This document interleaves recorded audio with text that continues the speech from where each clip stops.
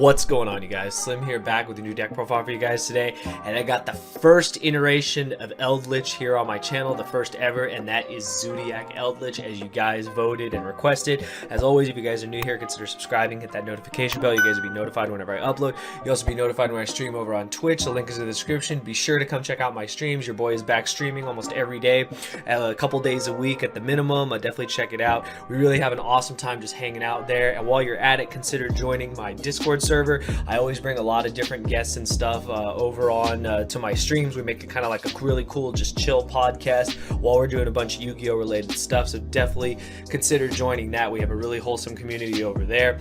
As always, if you guys want to build this deck, and as I always say, I highly suggest you do, because these decks are a lot of fun, and I've been having a great time even in this crazy thing that we've been going on in the world. I'm still able to build all these awesome decks. Use my TCG player link. It's in the description below. A portion of what you spend will go back to the channel. It helps me out, and I really do appreciate it. And last but not least, if you want to further support the channel, consider joining my Patreon. As always, all the links are in the description. All right, you guys. So you guys voted for Zodiac Eldlich. I know a lot of you said you wanted to see something else, but the votes came in, and this was the deck you guys chose. Now, one thing I am going to say is that this is my first time profiling Eldlich cards. I have been playing with them recently. If you guys have been joining my streams, you've been seeing I've been messing with the 60 card pile, pure Eldlich, Dragoon Eldlich, all these different variants. And the Zodiac one I actually really like, and I took a lot of inspiration from Asala, as well as many other channels that have profiled the deck before.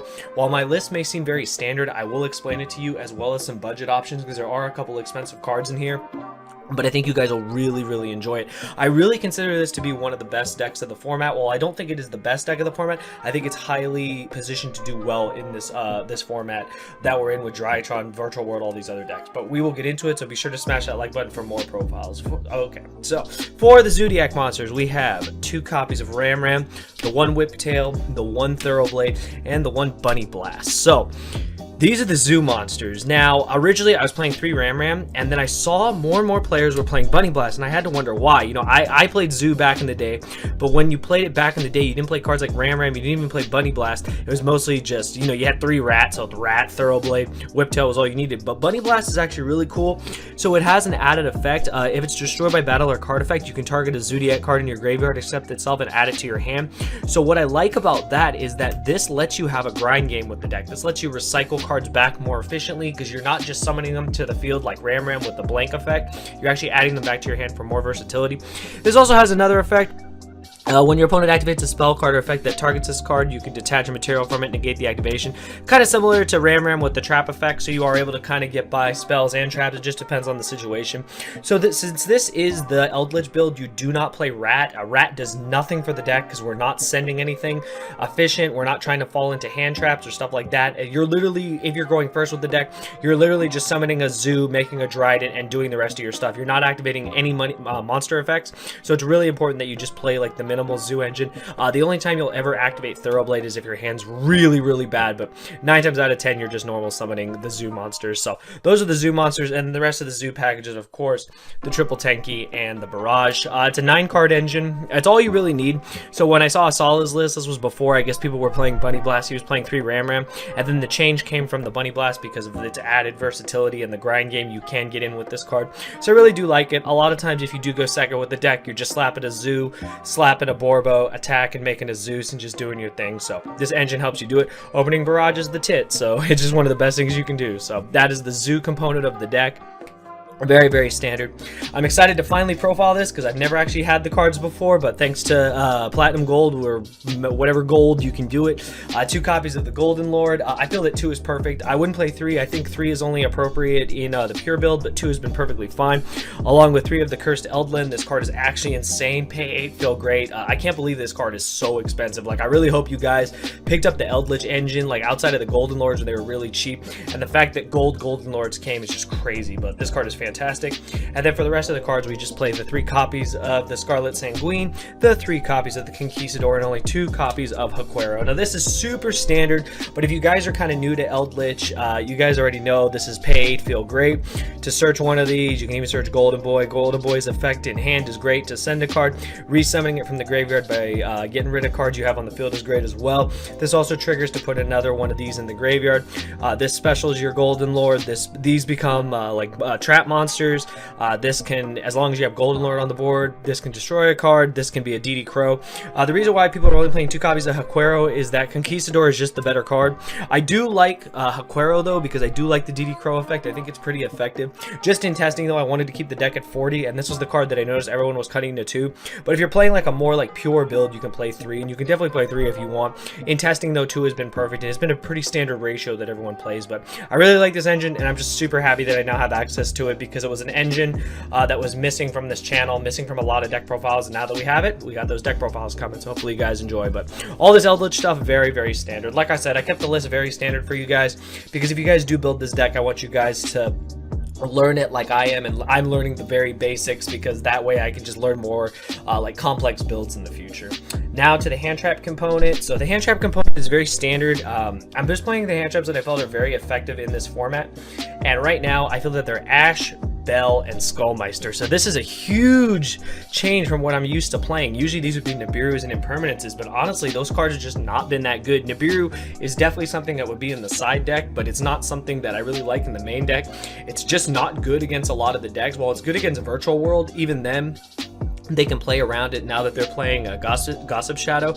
But these cards are crazy. The fact that Skullmeister isn't once per turn is nuts. Hitting graveyard effects is huge, and I really, really like that about this hand trap lineup. Ash, again, most generic, but Bell and Meister are insane. Extremely good in any matchup that utilizes the graveyard, and I think that they're definitely the best ones you can play. There's one other hand trap I would play, but I decided to forego it only because I felt that the card I put in front of it was more important. However, that'll be one of the budget options when we get to it. But these cards have been amazing in testing. So good against Virtual World, so good against the whole format, so good against Drytron. Like, you have to remember, Drytron is so crazy. We're not main decking Droll, so we need cards that can stop their graveyard effects, and these are just the best ones, and Ash being the most generic is amazing. So all these cards, fantastic. Skullmeister, just get the reprints. I think it comes common and super. Bells, I even have the gold Bells, and then just get the cheapest Ashes you can get. So you're not really going to be breaking the bank on this deck as much. So that's the hand trap component. I really do like it. And then on to like the last of the deck, kind of like the I kind of call it like the coverage section, the cards that take care of the problems in the format. Now this is the one I know everyone's going to probably bat their eyes at.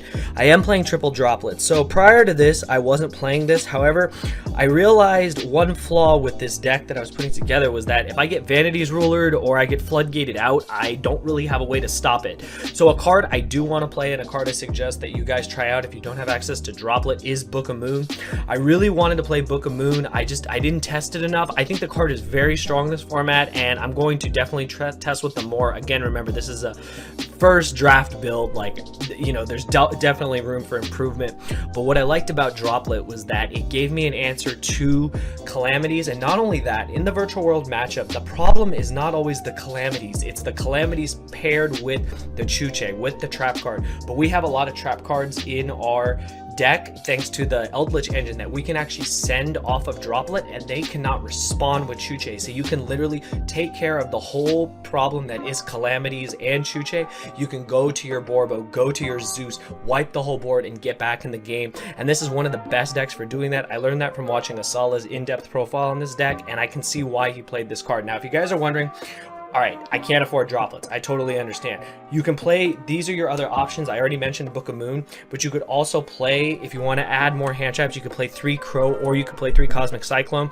These are both just very versatile cards, very good in the format. They're obviously they're not as good as Droplet, but if you're looking for a quick replacement, I highly suggest Book of Moon. But if you want to go more on the hand trap route, DD Crow is awesome. Or if you want to have a more like good card for going first or going second, I think Cyclone is another really good option. So I wanted to show you guys those budget options as always. But for me, if you got access to droplets, test it out. You'll see how powerful this card is, especially in this type of deck where you can actually send more spells and traps than you normally could. And then the last component of the deck is just the trap cards. I'm just playing 3 Strike and 3 Ice Dragon's Prison. Now, while I understand Ice Dragon's Prison is not good against Drytron, it's good against everything else. This card is actually just fantastic. And Out to Dragoon, you know, same with Droplets, a lot of things like that. And Strike Zeus's game, so why would you not play that? Strike is absolutely ridiculous, this format. Like, Strike is absolutely amazing, and I highly suggest you guys test it out, especially in a deck like this. If you don't have access to the Ice Dragon's Prison, like I said, you can play the Crows, you can play the Cosmics, the Book of Moons. Like, you have a lot of options. If you want to play other traps, you can play cards like Torrential, you can play cards like Compulsive. There's like a lot of trap cards you can play, but if you did pick these up early on, and I really hope you guys did. This card is fantastic. While it's not necessarily good in the Drytron matchup, you know, you have other cards that will take care of that matchup for you. But that is it for the main deck, you guys. It is 40 cards even. Now we're going to go to the extra deck.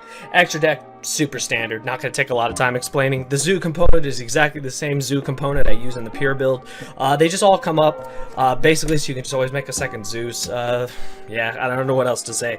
Don't need to explain it. Double, double, double. One Trident, one Hammer Kong, good enough. Borbo's your man. Borbo gets you into your Zeus. So that's the zoo cards. Of course, the All-Star.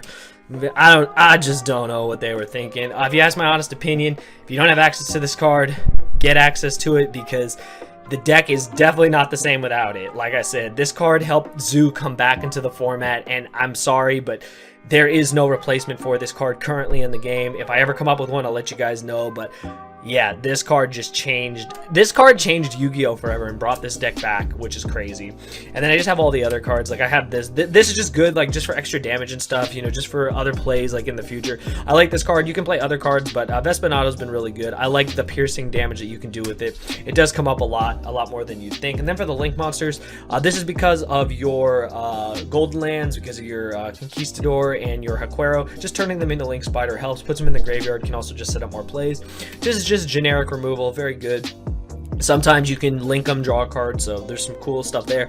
This is like the All-Star. Asa's insane. I played Asa before in Guru Control, but of course it never came up because it's Guru Control. But Asa's ridiculous in the mirror match. They have to answer this card, and even if they do, you get to basically get a Zoo. So this card's crazy in the mirror. It's just very good in general. It always poses a threat to the opponent. And then the last card is the BLS link. This does come up. Now, you would think it doesn't come up that much, but when you're linking like into Asa off of the, you know, the Link Spider and one of your guys going into Asa, eventually you can get a Golden Lord or something, and you can get into BLS, and you can get it with the protection effect. A lot of times if the opponent doesn't have an out to it, they lose. Now, in case you guys are wondering what are my alternatives, because BLS, it didn't get the reprint, which is ridiculous, and the cards are very pricey. Here are your best alternatives. I like Unicorn. I think Unicorn's very strong. Obviously, you're already playing the Nightmares, so being able to link into this is very easy. And if you don't have access to, you know, to even Unicorn, or you want another versatile card, you can play the Pallades. The Pallades comes up with your Golden Land cards because they are level 5, so it just gives you more options. But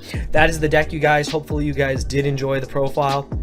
Let me know what you guys think. I know this is a very basic build, but that's where I wanted to start. I wanted to keep it very simple for you guys, and I wanted you guys to see just how powerful Zodiac Eldlich can be this format. We've got a lot more profiles coming soon with the Zoo and the Eldlich cards, as well as just, you know, just some really cool stuff we got going on the channel. I'm a huge fan of finally having the Zoo, not only the Zoo cards, but having the Eldlich cards in this format. And I think we're going to see a lot of awesome profiles coming forward. But please let me know your thoughts. Please help me improve this deck, and I will definitely be updating it as the format continues. But let me know your thoughts in the comments below. I'll see you guys next time. Thank you for watching.